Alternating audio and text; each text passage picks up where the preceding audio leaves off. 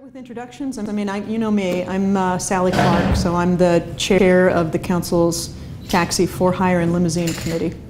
Thank you for being involved in doing community journalism. I have a soft spot in my heart for it because it's where I started. I started out as a print journalist, actually, and worked for community-level newspapers for a while before moving into nonprofit work and doing communications for nonprofits. So it is a labor of love on top of everything that you do to actually pay the rent and pay the mortgage. But it's really important to connection within community, and I do think that the knowledge that people get from community level is really fundamental to their ability to engage with the city and with what affects their lives. So we were talking about how the media coverage of the taxi debate has gone, and we've had a lot of media coverage from mainstream. Television loves this story because they can talk with people and then they can go out and they can shoot video of taxi cabs running around or pink mustaches running around. And we've had relatively good coverage from the Seattle Times. I don't mean good in that it doesn't matter to me if I agree with it or disagree with it, just they're covering it.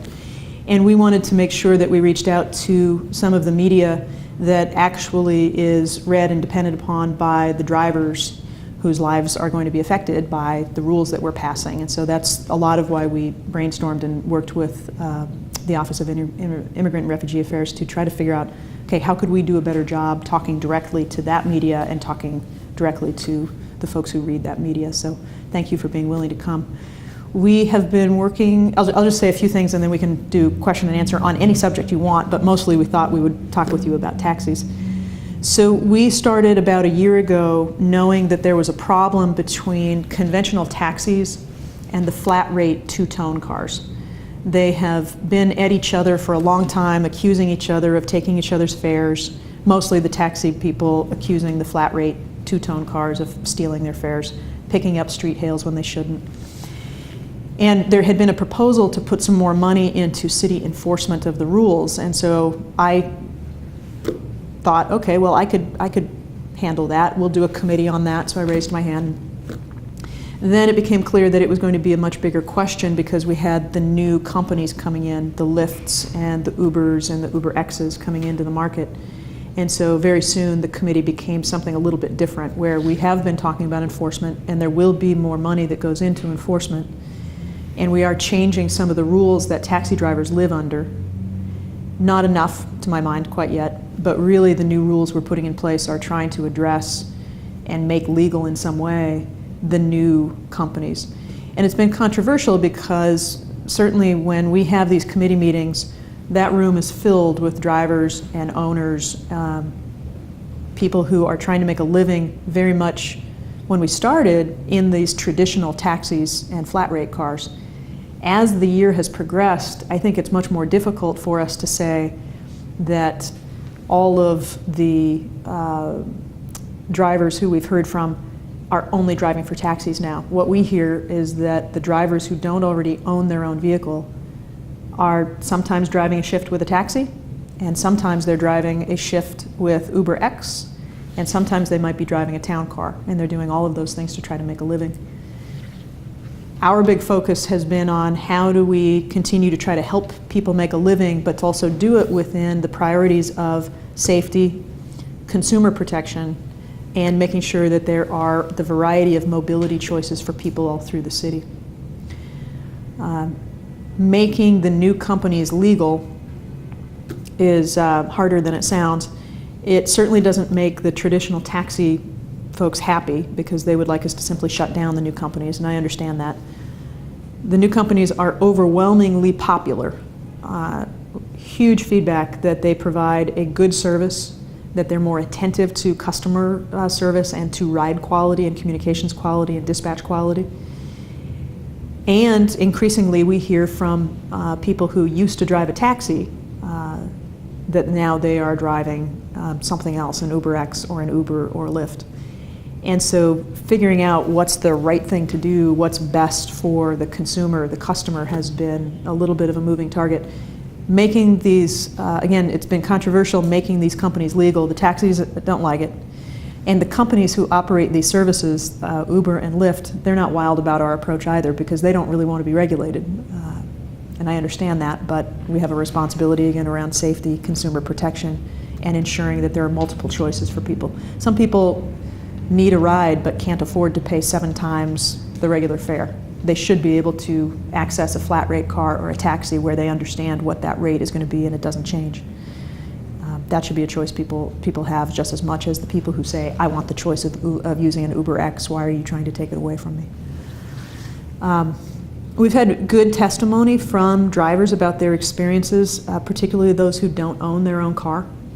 We certainly hear that they feel like the regulations are too heavy on the drivers and on the vehicles. They feel that they are exploited sometimes by the people who own some of the taxis, not all of them, some of them, and that it's expensive to drive a cab, that you don't make enough off of the shift. I mean, I think I learned a lot in this. I mean, I learned about the various things that you have to pay for. If you're driving, you have to pay to be connected with dispatch.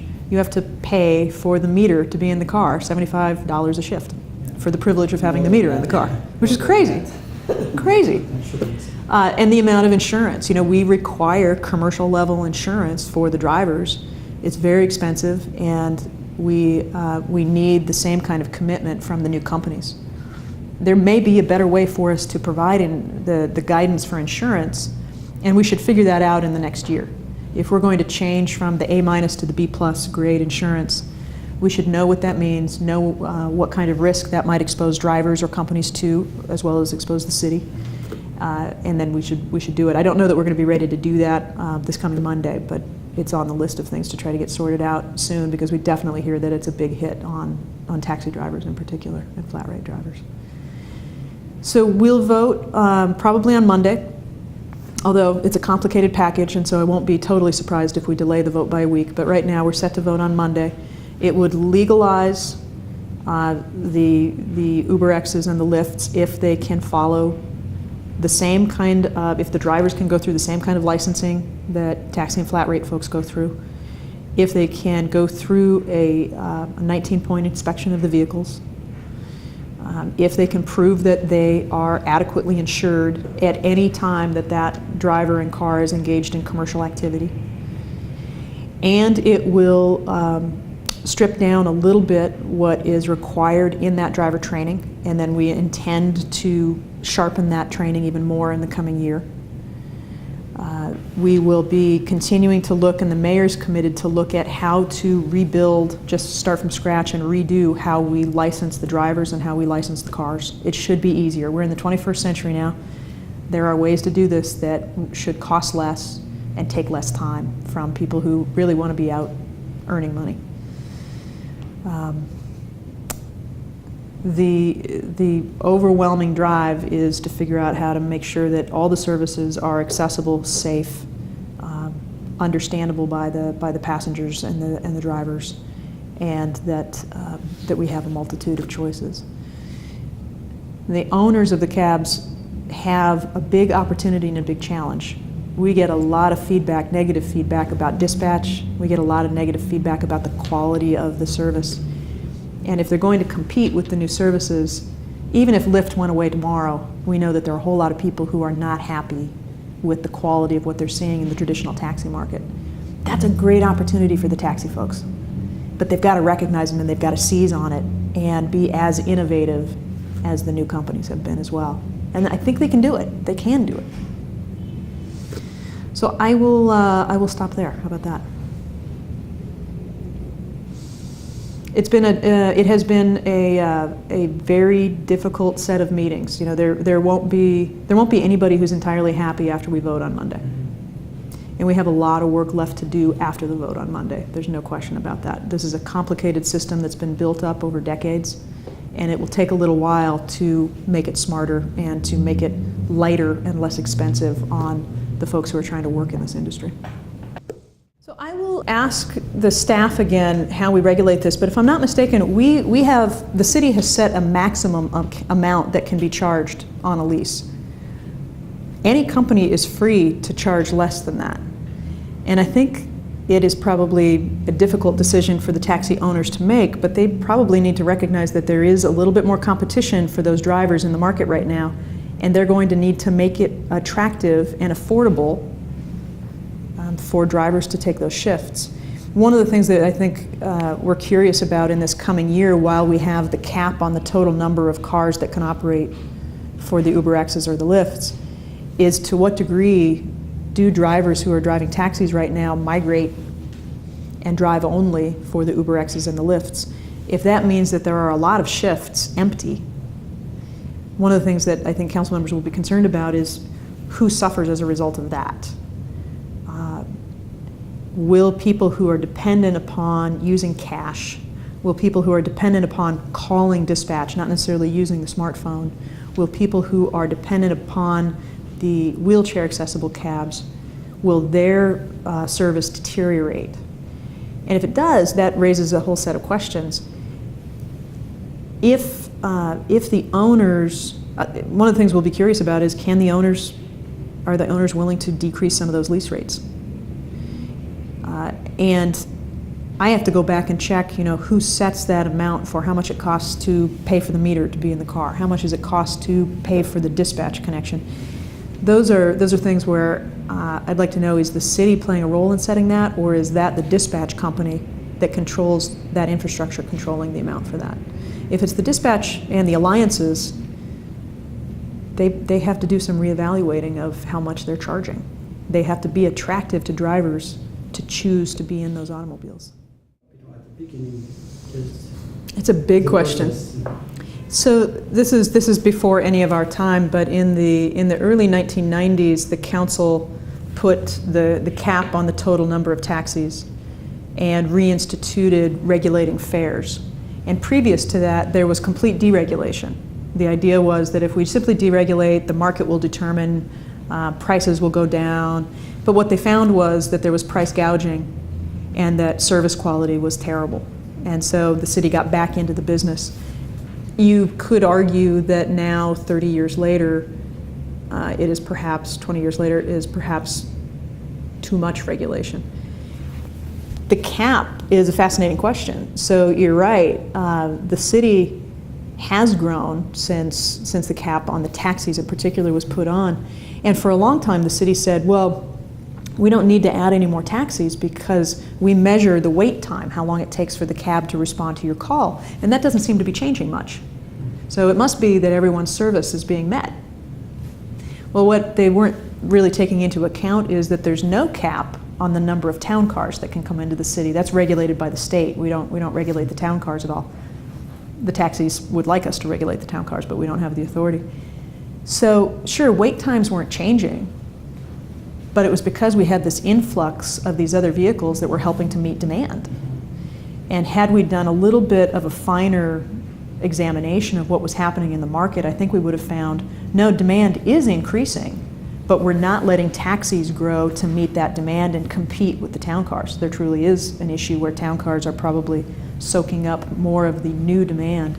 And then with the new companies coming in, the same thing. There might still be no change in the wait time for a taxi, but that doesn't mean that the market is healthy. That doesn't mean that the cap is working to maximum benefit for the market.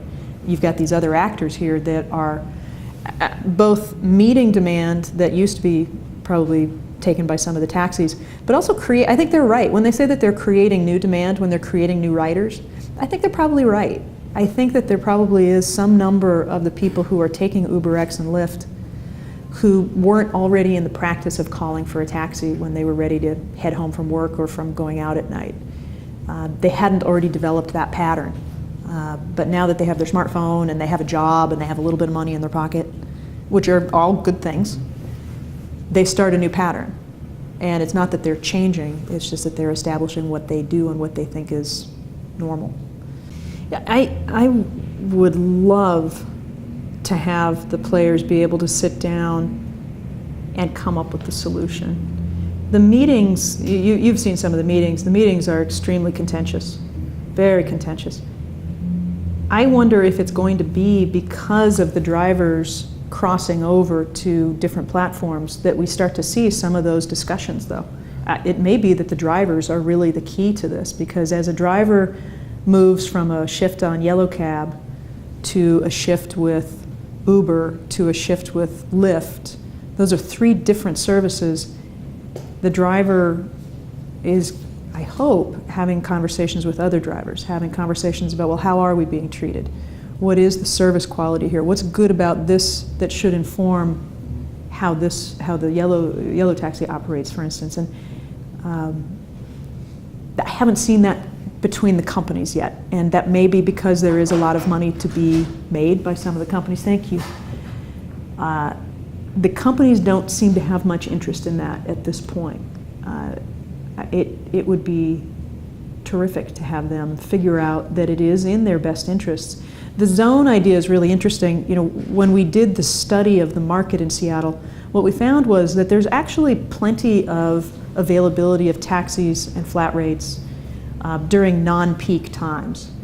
But on a Wednesday at almost 5 o'clock, we're starting to get into a time where we need more cars. We should have released more taxi licenses probably in order to meet that demand over time, but we were looking at the wrong data, I think. You know, there was the idea of, well, should we allow them only in the peak time periods? The companies don't like that idea. They want their drivers to be able to have flexibility, and many of the drivers say they don't like that either. They want flexibility to drive and be able to go to their kid's soccer game or go to school or whatever it is that they do. And so there are so many different interests in play about what do the owners want, what do the drivers want, customers, what do customers want. The other thing that will become a conversation that we have subsequent to the vote that we'll take on Monday is we have 3 different type of taxi licenses right now. We have taxis that can work in Seattle only. We have the taxis that can work just out in King County, not in Seattle. And then we have taxis that are licensed to do both. It seems like it would be a lot easier for the drivers and a lot more efficient for the system if we had just one license for the county overall and that you could work wherever you wanted to work. The problem is if everybody wants to work circling the West End waiting for a call, then we have a problem in Issaquah or in Federal Way, where it's perceived that there's not as much demand for service or lucrative demand for service. So we'd have to figure out some way that zones are worked out in a way that customers get the service they need and that there's some incentive for the driver to be there. How do you do it? You have to go through some safety check for the personal vehicle. Maybe it's not exactly what the taxis are going through. The proposal is that it would be an inspection by a third-party mechanic that looks at the 19 highest priority things for the personal vehicle. And that if you've done that, you get an endorsement. And the endorsement says, I can drive for one of these TNCs. So that doesn't answer your insurance question. The insurance question is a little thornier because in order to drive at all, we all have to have personal insurance, right? If we're driving our individual car, we have to have personal insurance. The companies would contend that they're not responsible for anything that happens when you have the app on and are waiting to be chosen. They're only responsible for what happens once you've been matched with a rider. The problem that we have with that from a regulatory standpoint is that we are pretty sure that your personal insurance in San Francisco, there may be damage to someone or some property out in the right-of-way as well. Lyft has told us that they believe they can solve this problem. They believe that they can solve it in the next few months, so we're very much looking forward to hearing about that. I hope that UberX is thinking creatively about how to solve the problem. I don't think it's going to be something that personal insurers are going to suddenly stand up and say, yeah, we want to cover that. Total number of drivers that can drive at any given time on the system. So you might try to clock on right now at 4:45 on Wednesday, and there might be 150 drivers already on.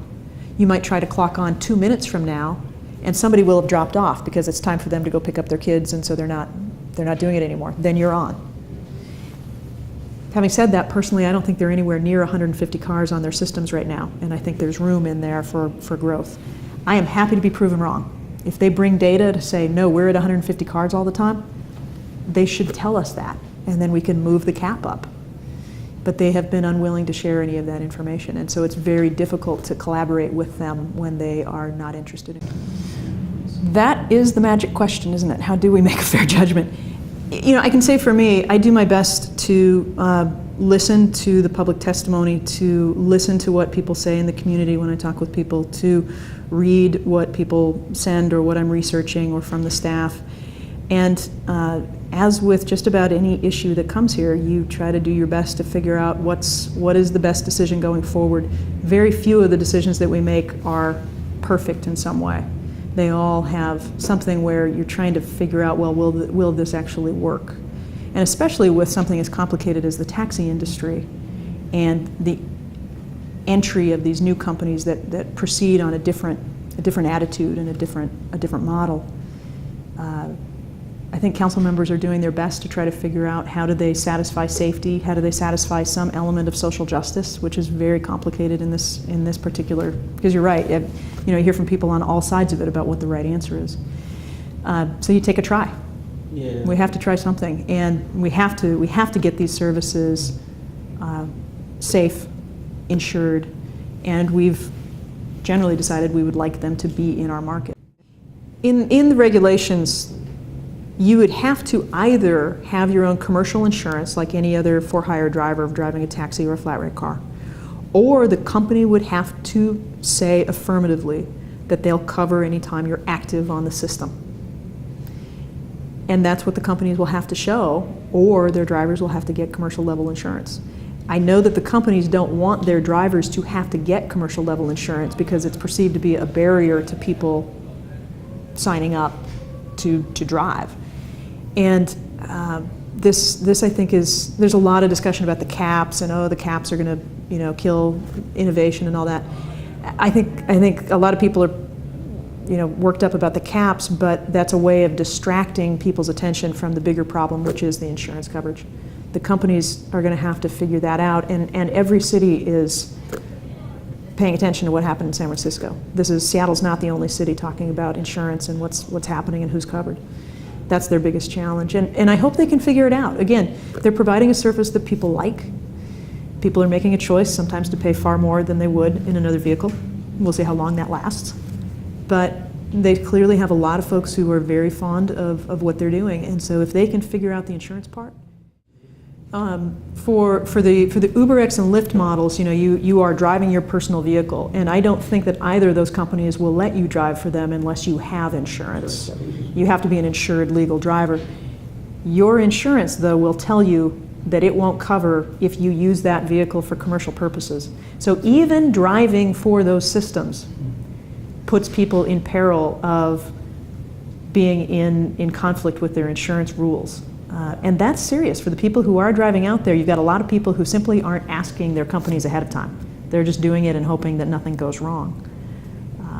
For some people, that could be a very expensive mistake. I think it helps us to talk with you, and I think it helps us to kind of involve you in these discussions so that we can get word out, because we do want to reach more than some of the mainstream media reach, especially with issues like this where we want to get more direct feedback from people. So we should talk about that another time. Oh, maybe another time. Yeah. Thank you. Thank you very much.